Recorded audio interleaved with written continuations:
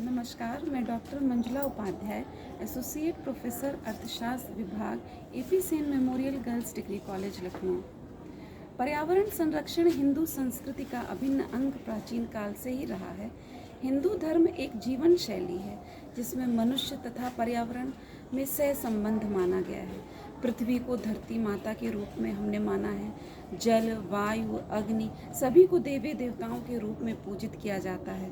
उनके जो वाहन हैं, जिस पशु पक्षी, उनको भी हम पूजनीय मानते हैं। जैसे इस समय गणेश चतुर्थी का त्यौहार है और उसमें हम मूषक की पूजा करते हैं, जो कि यह दर्शाता है कि हमारी पारिस्थितिकी में सूक्ष्म से सूक्ष्म जीव का भी एक महत्वपूर्ण और उचित स्थान है। पर जो पाश्चात्य भौतिकवाद की अवधारणा पर आधारित विकास ने मनुष्य एवं प्रकृति के बीच जो अंतर संबंध था उसको चुनौती दे दी, और इसको हम देखते हैं कि परिलक्षित होता है इतनी सारी समस्याओं के रूप में जो पर्यावरण में दिख रही हैं। चाहे वो प्रदूषण हो, अम्लीय वर्षा हो, जो तापमान है उसमें एक्सट्रीम उतार चढ़ाव हो, इनके रूप में हमें देखने को मिलता है। जो भी प्राकृतिक अव्यय हैं हमारे, वो सिर्फ उपभोग करने के लिए नहीं हैं।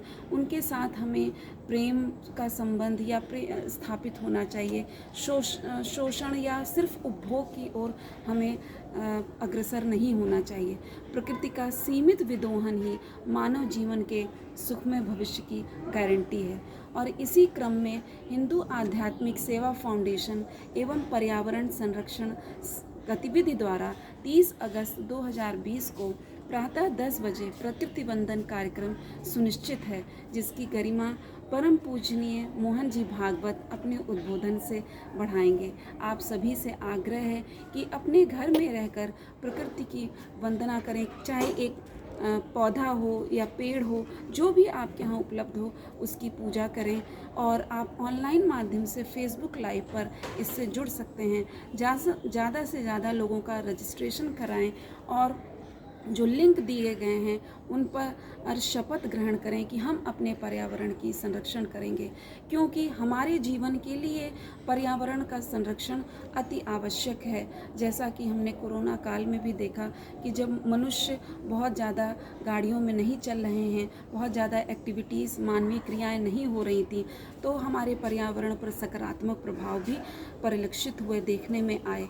और इसीलिए बहुत बड़े बड़े जो भौतिकवादी विकास के पुरोधा रहे हैं, वे भी पर्यावरण संरक्षण की अब बात करने लगे हैं। तो हमें पाश्चात्य भौतिकवाद की अवधारणा को छोड़ अपनी हिंदू संस्कृति जो संरक्षण पर और सह संबंध पर, प्रेम पर आधारित है, उसको अपनाना चाहिए।